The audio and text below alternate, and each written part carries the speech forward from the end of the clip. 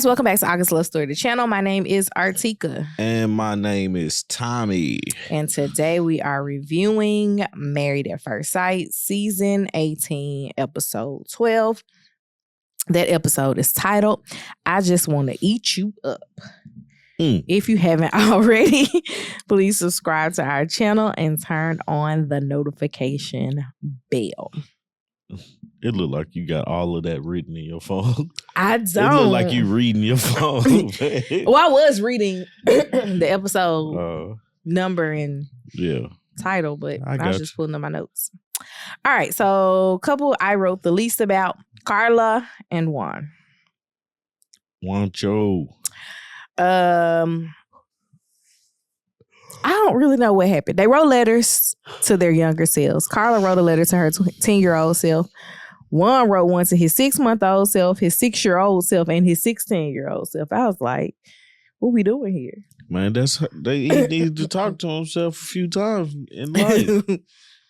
I remember one time he said he was left for 6 months. I think he was 6 months old at that point. Yeah. Then he was left for 8 months at 6 years old. Yeah. And then 16 was his daddy getting cancer. Yeah. So he had a lot to reconcile within himself.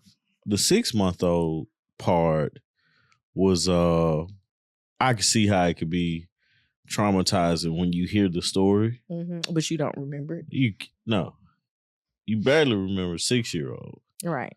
I asked Lily stuff about what happened to her last year in pre-K, and she, the little girl she walked to school with for a whole semester. I showed her a picture and she was like, I don't know her. Mm-hmm. Yeah. I'm like, figured that would happen. Yeah, like Lily should start remembering stuff now. Mm-hmm. But no, when he said that, he was like somebody, the maid or somebody tried to steal him when he was a baby. I don't remember if it was the maid, but it was somebody.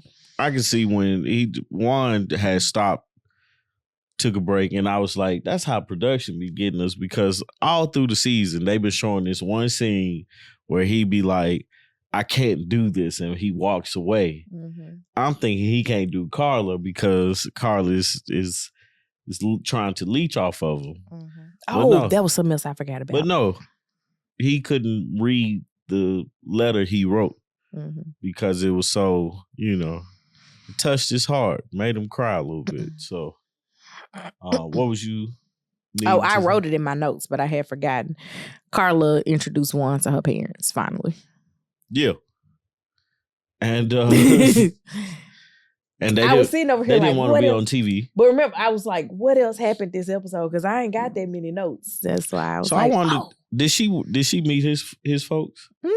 She did? They was at the wedding. Well, her folks was at the wedding. Her mama didn't win. Oh, they wouldn't? Mm-mm. Oh, so they just didn't want to be on TV right. at all. I think her siblings were there. Yeah. Remember, she had a sit down, I believe it was with Pastor Cal. And she was just like, I wanted to wait until we knew that this was real before I introduced him to my parents. Yeah. She working on solidifying that home. Yeah. One, I'm taking your advice. One, here's my mama and my daddy. Mm-hmm. Juancho. It made it seem like they went to a coffee shop to write their letters. Mm-hmm. And it made it, I wonder how long it took them to write that. The interesting thing about writing the letters at the coffee shop is they came into the coffee shop together, and then she's like, I'm going to go over here and see it. And I'm like, y'all can't get a booth?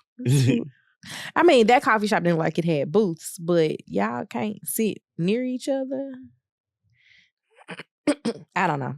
I don't have anything else for them, do you? Juan was like excited to meet the parents, and which I can get. You know what I'm saying? He also was wanted to know if they are like how they were, like if they joked.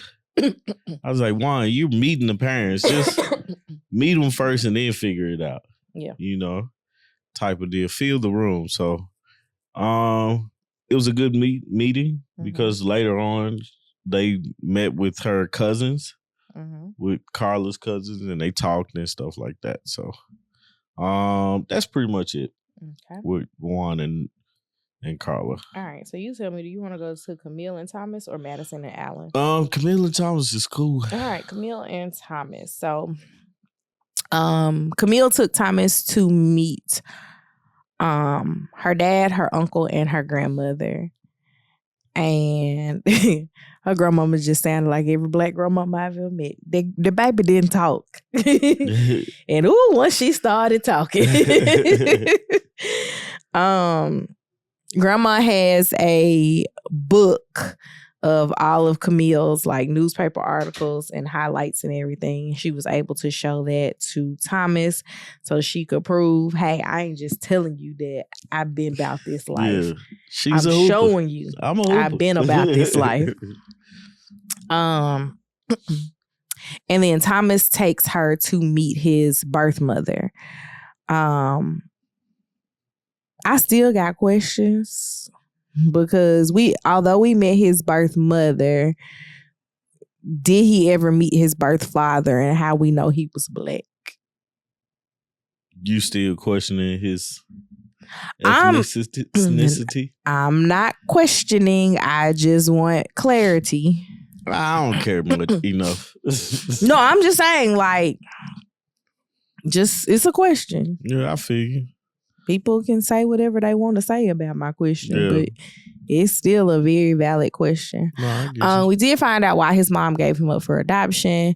She said that she had his sister at 16, and she already had this one child very young, and she was pregnant again, and it was twins, and she was like, I just could not raise 3 babies. Yeah. And she met somebody who worked for an adoption agency, and they convinced her to give the kids up for adoption. Yeah. And there's that. He has been in relationship with his birth mother for the last 7 years or so.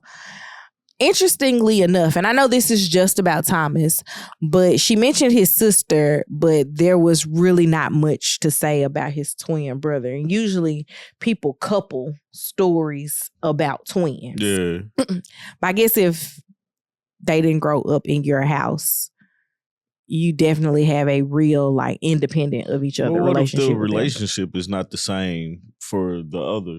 I mean, could be. You know, so that could be a thing too. The thing that I loved was how she was like, he's sensitive. Mm-hmm. And I was like, everybody know that Thomas is sensitive.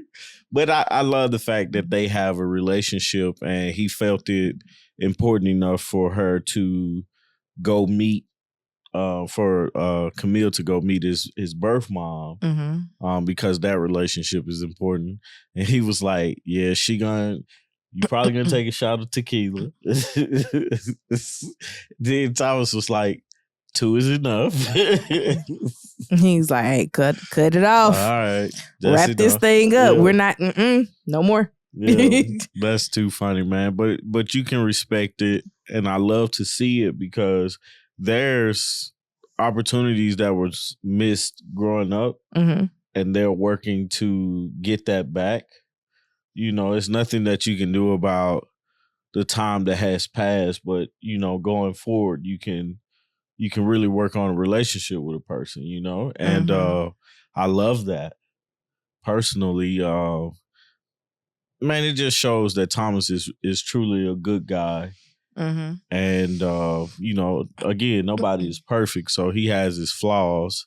But, you know, when it comes to his mom and his family, man, it really means something to him. And Camille, like, it seemed like Camille was just jumping right in, like, I'm with you, you know. So yeah, I'm gonna take a shot with you. What you cooking? Right. So it was kind of cool to see between the dynamic between the birth mom and son, and then here comes his wife, and she jumps right in to fit in with them and their family dynamic. So it's still interesting to see how she fits in with the family he grew up with. His other family or his family. Well, it seemed like it'll be okay with, and again, they said that it was mostly his brother's wife's family that gets together. Yeah. But he at least fits in with the brother's wife. I mean, she fits in with the brother's wife's gatherings. But they have the same type of dynamic, though. Yeah. You know, they're both interracial. Mm-hmm. So. Well, I wasn't even getting at that part. It was just you know how all black people don't get along. Like, sometimes you be like, nah, I pass when people ask you, do you want to go over somebody else's folks' house? Yeah. And so, you know, it is what it is on that part. But I wasn't talking about from the race standpoint, just from the meshing of personalities. It seemed, and I know it was a combination of their friends at his brother's house when they did the pool thing. Yeah. But it's just because her sister came. Yeah. It's just a matter of, it seemed like everybody was able to get along there. So you hope that everybody can continue to get along and, you know, do this thing together. For sure. Yeah. All right. So next, what did we do? Karlan and Juan, Camille, gotten comfortable, and Thomas.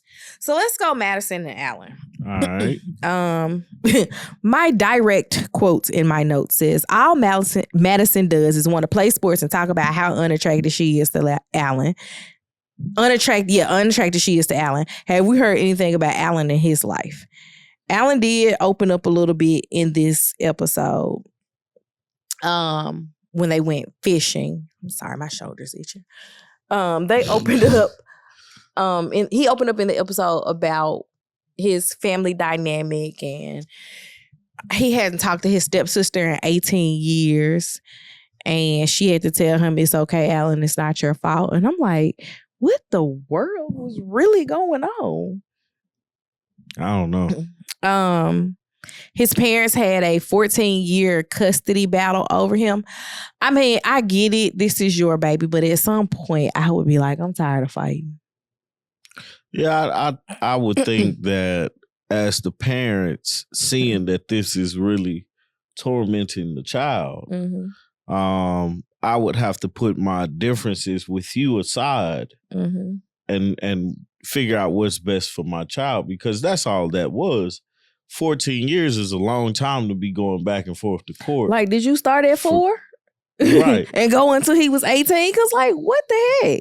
Like, that's crazy. That is wild. Because usually, like, I don't remember what age it is, but at a certain age, they start asking the kids, like, where do you want to go? Yeah.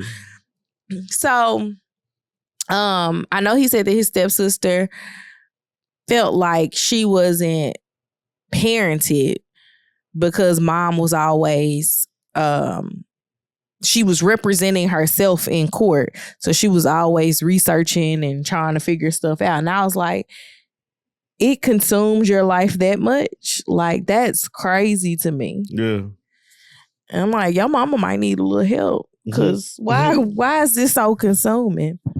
Like, I get it. It's her child, or, you know, it's your child, right? As a parent, but it's the other person's child too. Like, I would be like, let's make a custody agreement.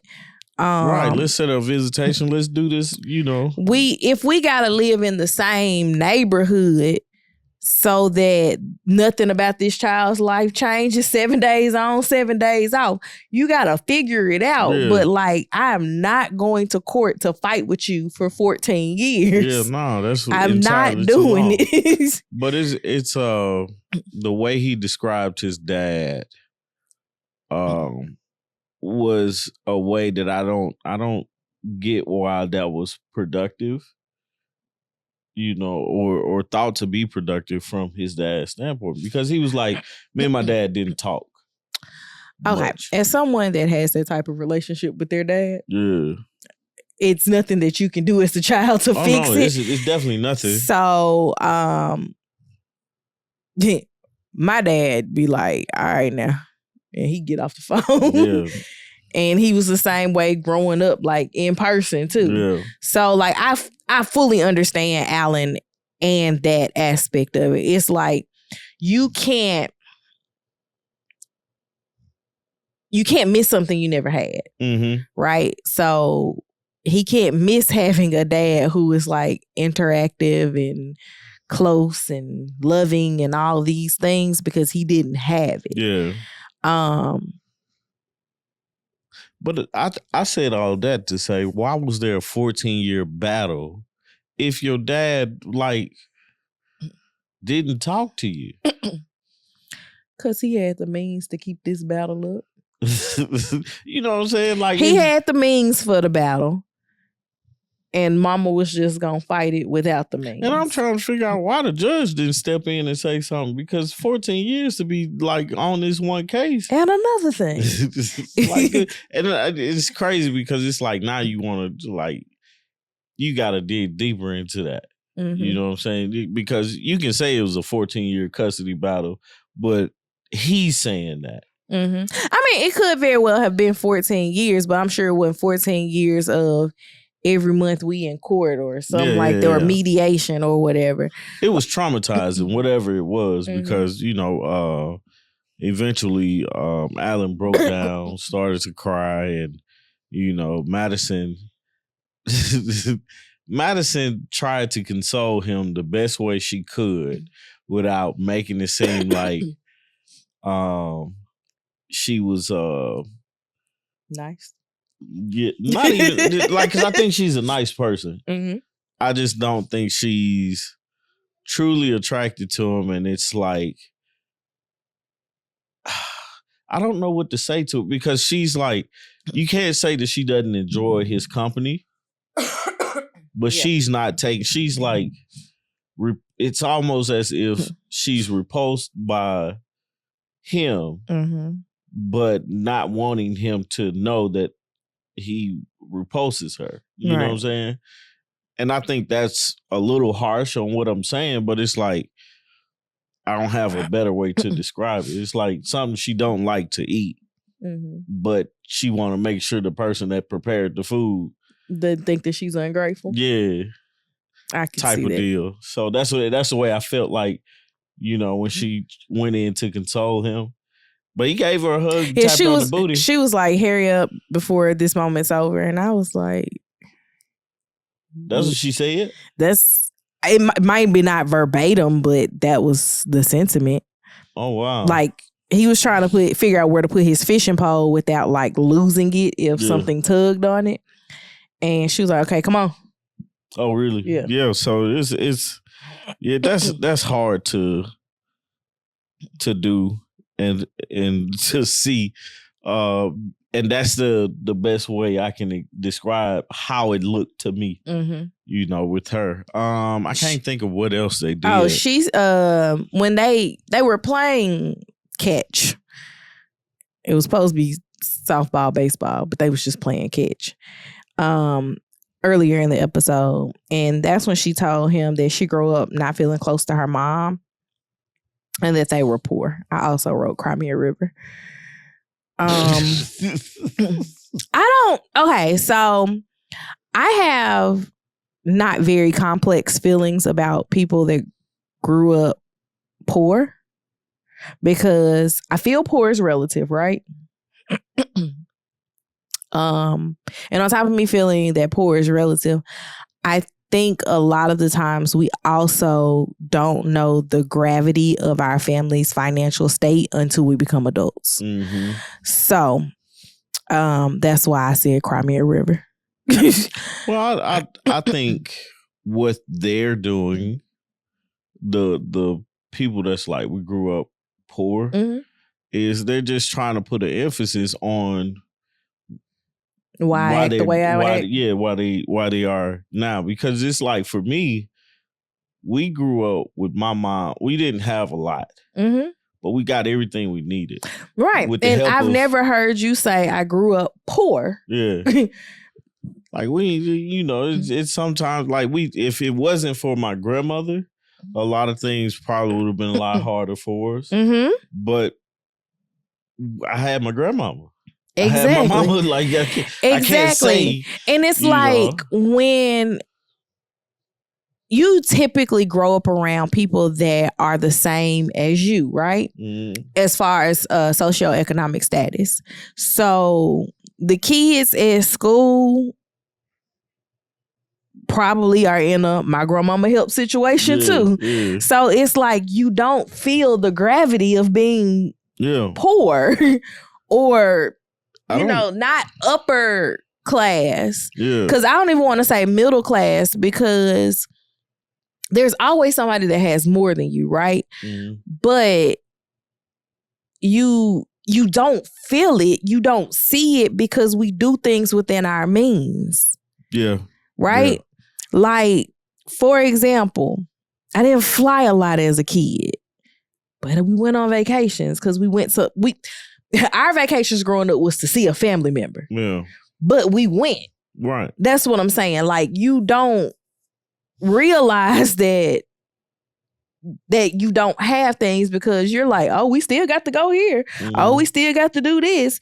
It's just a different controlled environment. Yeah.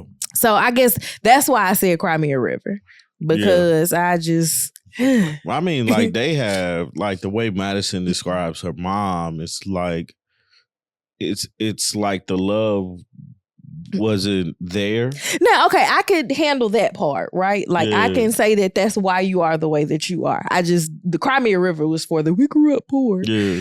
But she's saying that her mom didn't really know how to be a mom and wasn't, like, fully accessible to giving the love that she needed. I get it. I feel for you. I understand. However, why can you not see that you are doing the same thing to this man? Well, she don't like him. That's the issue. Her mama may not have liked her. I'm not saying that that's right. I'm just saying that might be problem. It. Oh, they did do the letter to our younger selves. Mm-hmm. But that's the issue there, is that she don't like him. And so that's why she's treating him the way that she's treating. She's trying, which... Is she? I don't know. I don't know if she's trying or not, or she's just saying, I'm trying for the TV show. Saying I'm trying, and then a person says, if I win this game, I want a kiss, and then you turn around and saying, doesn't seem like trying to me. I don't know what to tell you. I mean, she still might be... I just call it what I see it. Grossed out, man. I just don't know what to say about that. And it's interesting because they, like, I like for my sake, right? In the TV show, I like them to see if they come out and say yes on decision. I doubt it because of how he blew up on the previews, which we don't know what that was. But it's only so long before something turns in the person that's being rejected. You can only reject a person for so much before they then they be like, I want to eat you. Yeah. To somebody else. Yeah. Anywho, you got anything else? Nah, that's it for this. All right, so I'm going to go to Emem and Ikechi. Oh, so you saving to eat you. Oh, okay. I'm saving to eat you. Emem and Ikechi both have mixed emotions about him moving back in. He says he don't want to lose his peace because there is no peace in his house. Yeah. Or actually, it's peace in his house, just not the shared house. Yeah. Emem went to go groom her dog with her friend. What's that dog name? Rico? I don't know. I think that was it. And Ikechi went to go box. Ikechi conveniently left things out when he was trying to tell the guy, she don't be wanting to take my questions for won't take my answers to her questions for what they are, cause you're full of crap. Yeah. All she asks is for clarity on the answer. I don't feel like she be from what we've seen, it don't seem like she digging deep, asking you to make up some elaborate plan. But she's literally like, all right, if we're going to be married, these are the things that we would need to do next. Let's talk about it. She definitely said, I ain't reaching out to you no more. She did say that. So she got him to come over to the house. And she was like, look, I ain't calling you. If you want to talk, you call me. Otherwise, we ain't got nothing else to talk about. He was like, all right, I'm gonna get my things. Right. I saw I left a few things over here. I'm gonna go on and get that. He got to the house and he couldn't make something in that air fryer. And he was like, left my doggone air fryer. Gotta figure out how I'm gonna go get that. No, but I think even when this is right. Even when he came over there to talk to her, and he started to talk, and she asked him something, and he was like, "We don't have to dwell on the past," and she felt like, "No, we need to get some type of closure with what happened. I don't think we got closure." There should have been a conversation there. He just wanted to act like nothing happened. It's cool. We're going to end it here. How do you move on or move past the situation if you never address the situation? You can't. There are things that you can move on without addressing. Calling me an asshole is not one of them. Well, I'm just saying, like let's like with any situation, right? If there's an issue, an underlying issue for whatever, let's take the a-hole thing. There's that right there, and we're trying to reset, restart, and move forward with our relationship. How do we have a relationship with that a-hole still out there? You know what I'm saying? You got to have some type of resolve with it, or otherwise somebody's going to feel away for the rest. The person who was called it. Mm-hmm. I don't think that there is any resolve there. He just did what he had to do to come back and get his stuff. I need to film one more scene. Yeah. To at the apartment. Yeah. Like, don't meet me in no coffee shop. I need to be at the apartment because I got to meet at the scene of where my things are. I got to get my stuff. Need to meet at the scene for where my things are. But I just feel like with them, or with him, to be honest, he is in this situation for whatever reason. He's not with or wanting to be with her. And he's going to use every tool he has to make sure that if they do anything that he don't want to do, that she's going to look a certain type of way. And it's a form of manipulation in my book. I saw it and I was like, she did the best thing by saying, hey, this whole thing is in your hands. Where we go is up to you. And for her not saying anything. I'll reply, but I ain't gonna reach out. For her, right. But her not saying anything when he was like, I don't want to talk about this, or we need to leave this in the past, and not pushing the issue on a lot of things, because if she would have, he came in defensive like he always does. And it's like, if she pushed back any, When you said that, made me think about Jocelyn Hernandez. I see you in your maid outfit like you always do. Like it's just, you see it and you're like, man, you need to relax around this woman. This woman just wants to have a relationship with you, which I don't understand why she's still interested in having a relationship with you. And at this point, I don't think she truly is. She's just trying to see if we do what the experts say. She's committed to the process. Right. Which and the process ends at week 8. Which I respect. You know what I'm saying? I can respect her being committed to that process. But she even said, I stopped calling him my husband because, he wants to take a step back and, and stuff like that. But I what you call him then? That man that I'm married to? By his name. You just call him by his name. But I think that's a tough situation for her. And I think it's all because of him. And he needs to take a look at it and figure out what his next move is as far as like in relationships with other people. I mean, like, he may be in a relationship with somebody by now, but we'll see at the end of the season. Yeah. What's going on. Oh, wow. Okay. Sorry, I just got a news alert for something that scares me a little bit. Last but not least, Michelle and David. David, you're lying. David, you're not doing a very good job at lying.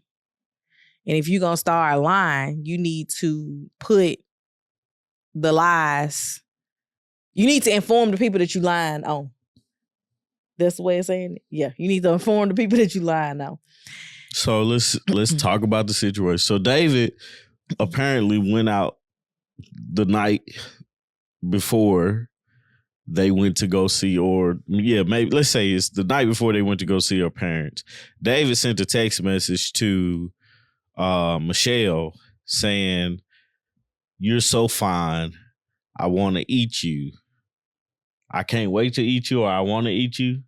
Something. They showed us the text messages. So that's weird in itself. Mm-hmm. You know, and for it to be 9:00 at night, sending this to Michelle. Now, David cannot think on his toes because I was like, I would have said, well, what did I say? I would have been like, I just trying to test the water. See, you know, if you bite it, then okay. But if you don't. You would have texted somebody that your relationship was going the way that Michelle and David's was. Like, I'm saying, you would have said, I was trying to test the water. That's your thinking on your toes. That's me thinking, not test the water with somebody else, but just no, that's what I'm saying. Yeah. That's your thinking on your toes when you got caught. Yeah. Okay. That's me saying, hey, man, I was just sending that to you just see how you respond. Mm-hmm. You didn't say anything, so I just kind of let it go because I didn't want to push the issue that, because if you responded, then I have something to go off of. But you didn't respond, so it's like OTW. Right. You know what I'm saying? Like, except for not for me. Not for David, though. So they're in the car. She say, "What's that text message about?" David says his cousin sent him a picture of some food, and that's how he talks to his cousin. So first, he couldn't get the lie straight. Because the first part of the lie, when he said, my cousin sent me a picture of some food she cooked. Yeah. Then the lie changed to she was in Chinatown. Yeah. And this was the picture. It was a picture of some food she was about to eat. Yes. Yeah. Did she cook it? Do she live in Chinatown? I didn't even catch that. I did. I didn't even catch that. She cooked it first. First she cooked it, and then it was from Chinatown. It was from Chinatown. Oh, David was lying his butt off, man. And as soon as he said it, I said, that boy's lying. Mm-hmm. I didn't say that boy. I said that N-word is lying. So first, I think the cousin's name is Denise. First, Denise cooked it. Then Denise was going out to get it in Chinatown. Then when she said, "Let me see the food," he was like, "I'm not showing you anything." No. That's at the end. We talk about that in a minute, man. We talk about that in a minute. Go ahead. They went like she asked that in the car, and so they went to go see Michelle's family. I think her sister, brother-in-law, another sister, her mama was there, and her friend. And her friend was really like, Michelle's a great person. Once she, get this. No, first she said, I met Michelle the summer between senior year and college, and Michelle was boring. Yeah. Like, see, I didn't catch that part. Everything about Michelle was boring. She was like, when we got to college, they told us that we should, like, somebody was like, y'all should be roommates during orientation. She was like, I never wrote her name down on my form. I'm like, oh, so you feel the same way. Yeah. And then she said, once we got to school, we lived on the same floor and we just started doing things together. So it would always be, hey, you want to go here? And she would be like, okay, that's fine. And he was like, she was always agreeable about going to the stuff, but it was never her idea and she never seemed like she enjoyed it, but she would just go. So I'm assuming that was part of what we adopted in college, safety in numbers. Yeah. The more of us we can get to go, the more safe we felt going to something. Yeah. So, her friend was just like, she was boring, but once she gets beyond being boring, she really is a great person. Yeah. And I'm like, how long did it take you? That's what she was saying, that Michelle's a great person. And I'm sitting there looking like, Michelle ain't been great to David, man. Like, how Michelle been doing this complaining? She's been upset, complaining, has cried that this man is not the man that she wants to be married to. Mm-hmm. So with that being said, and like I said earlier, you can only reject a person so much before this person turns off and goes somewhere else. Mm-hmm. That's why, like, if you looked at our live with Jack and Glenn and Talisa, I was like, we were talking about cheating. Like, it's like in this case, right? Cheating is bad, regardless of whatever you say. Cheating is bad. Mm-hmm. But in this case, I'm like, you can't use "we're married" when it benefits you. Mm-hmm. If you're going to be married and treat it like you're married the whole way through. I don't feel like Michelle has given this man a fair shot. Mm-hmm. And him, like, the only thing I think he done wrong is that he lied. Yeah. You know what I'm saying? He could have waited. He could have not sent that text. He could have just sent the text message to the right person. Mm-hmm. You know, but the issue that I have the most with is that when she finds out she's talking to a friend, he was like, "You're married, you know, and you can't do this while you're married." And I'm like, but you haven't given him anything to work with. Mm-hmm. You know, you have, every time we see you talk about David, it's been something negative. We know that y'all not going to say yes on decision day. Right. You claim that you guys are, you know, making strides and stuff like that. Well, I mean, like if you remove the married at first sight thing, right? Mm-hmm. Remove married at first sight. Just have y'all are sitting out here dating. Mm-hmm. Do you feel like you're worth all of David's time? You know, or vice versa. My thing is, since the honeymoon, she's been looking at the thing to grasp onto that makes David the bad guy. Because everything has just been things that she doesn't like about him. Mm-hmm. But nothing has been inherently bad, right? Yeah. This part has been terrible. Right. Well, this is the first thing that she could grab onto. This is the thing that David's like. And she's like, ha, got you now. You're married. You are married, and you are married to me, and I will not tolerate somebody cheating on me. So this is going to be her reason that she says no on decision day. Yeah. She's going to act like she could get past the staying at home with the parents, the possibly still smoking, can't deal with that cheating, the tattoo. What else did she like? Cussing. The way you dress, the cussing. She's gonna act like all those things meant nothing. But oh my God, he's cheating on me. He texted another girl.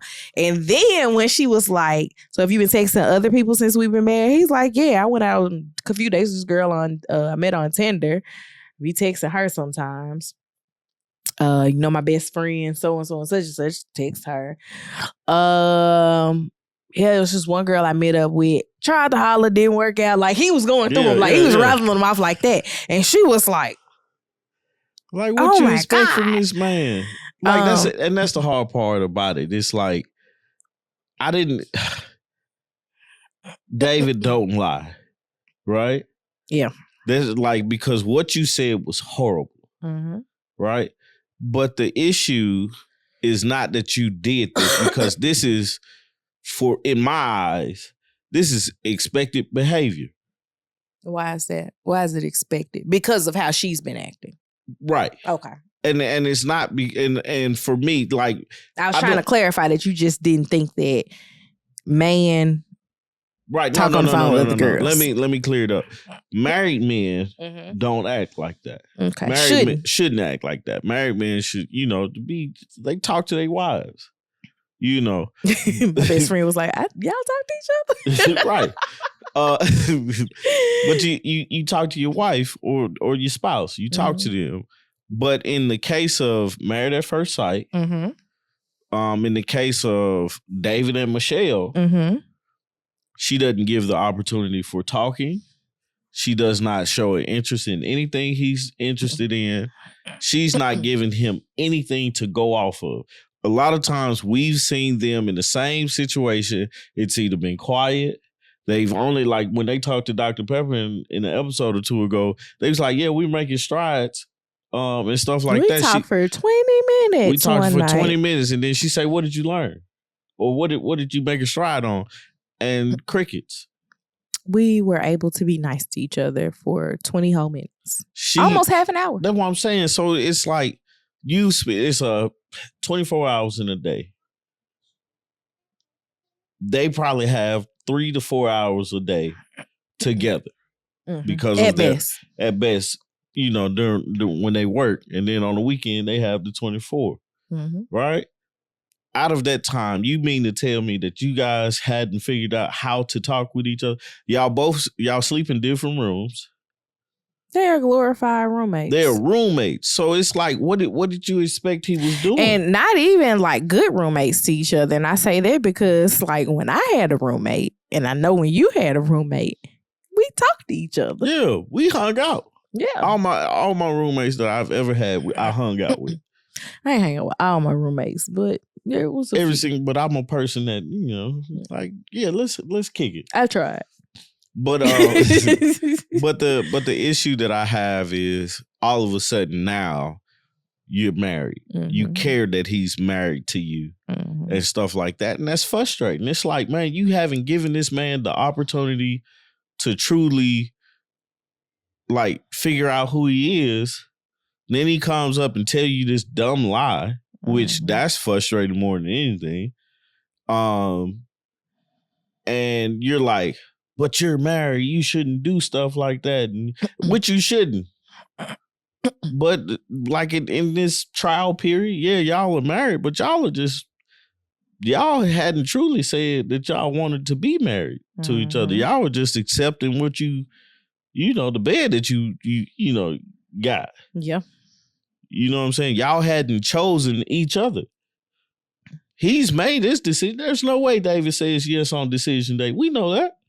David not gonna say yes, and she not gonna say yes. And when she goes into her monologue about why she's saying no, it is going to include cheating. She is going to disregard every other thing that she found wrong with him that made him not be able to speak with her. David is a cheater, and that's all I got to say. But I will say this from the preview, she seemed to care. Now the interesting thing, she called the cousin. She cares more so about the lie that he's sticking with than the actual fact of what he's doing. Now, something I just thought about. They have posed this season as a couple swap, right? And everybody's thinking that who is they? The producers. Oh, I didn't know that. You know, when the thing comes up, it's like there's a couple swap. No, I just thought us as fans have seen, figured it out, and talked about it. And we call it a couple No, that's what they're calling it. Oh, I didn't know So what I got to thinking is if there's a couple swap, if it's indeed, because that's what everybody's running with, is the David and Michelle, does that put Allen and David and Madison, does that put Michelle and Allen together? I don't know. Because that's a swap. Yeah. I'm sorry to hit the mic. That's a swap. Otherwise, it's just you got with somebody else on the cast, like Bao and I don't know. What's that black guy named? Zach. Yeah. We saw Emem hug Allen. And we saw that in the super trailer, but we ain't seen that. We ain't got to that scene yet. We ain't seen that scene, so I don't know, man. Like, I'm just curious to see what happens, but I hate that David lied that way. I just been hoping it was Emem and Allen. Because the craziest part about that whole lie is when she sat him down at the end and said, well, let me see a picture, David couldn't produce a picture. You know, he said he held strong that it was about food. Food in Chinatown. You know, he held strong that it was about food, but that don't sound like you trying to, Man. I never would say that about food. I want to eat you up. Yeah, like, and he was like, me and my family talk different. Yeah, that's weird. I was with you on the sometimes we call family members baby. Yeah. But I have never said about food or a family. Yeah. I want to eat you up. Nope. I've been talking directly to the food, be like, you finna get ate. Yeah. Man, but it ain't getting text because I'm talking to the plate. Yeah, no. I'm about to eat this right What was here. in the picture? I don't know. I was just looking at the food. Describe the food. Let me tell you what the food looked like. It had blonde hair. Maybe some blue eyes. He don't know. He didn't. He was just looking. I'm talking about what I believe. But it's like, man, everything that David said. You the dinner I want to do. Everything David said in that to describe the picture, like I was like, David, just describe something. Anything. It was some. Oh my God! She went to a hibachi restaurant. And oh my goodness, I have never seen shrimp look so good. Like, oh my dear. The best thing David could have did was it was pho. That's what they call it? I mean, there's a food called pho. Anyway. Like, he said Chinatown. I'm just trying to throw out some Asian cuisine. It was some dumplings with some sauce. The best thing David could have did was said, hey, that text message actually was for you, but you never responded to it. So I just like let it burn. Yeah, I was gonna let it ride because we had been because she said they had been out all day together, and you know it was a good day. Just like, man, just throw it out there and see what happens. You know, because nobody would have that wouldn't have been like overstepping a boundary. For her, it is probably. She'd have had more of a problem. You're like, oh, you trying to flirt with me a little bit, you know? Nah, she is less of a problem about him flirting with her, but now he is a cheater. Yeah, because he out here. She cannot. What she call it? He out here sexting other people. And did you see how the camera, when she told the girls, even though it's not in this episode, when she tells the girls that he texts somebody else, the camera kept going straight to Michelle? Nah, to Madison. I didn't notice that. I wonder, was that to Madison? It was like, whoa. And Madison is like, I wonder, was that to her? I don't know. We're going to find out. We definitely will. But that's all I got, man. All right. That's it for me. Y'all, we a whole day early, maybe, depending on what time it gets this. Man, just get us out of here, man. We're a whole day early. So we will see you guys on Saturday morning for the Love Brew podcast. And then on Sunday evening for the super panel with Talisa Ray and Jack and Glenn. You got anything else? All right. Please subscribe to our channel. Turn on the notification bell. Comment down below. If you were David, how would you have gotten out of this without being called a cheater by Michelle? That's her name, right? Yeah, that's her name. Yeah. We'll see y'all later. Bye. Peace.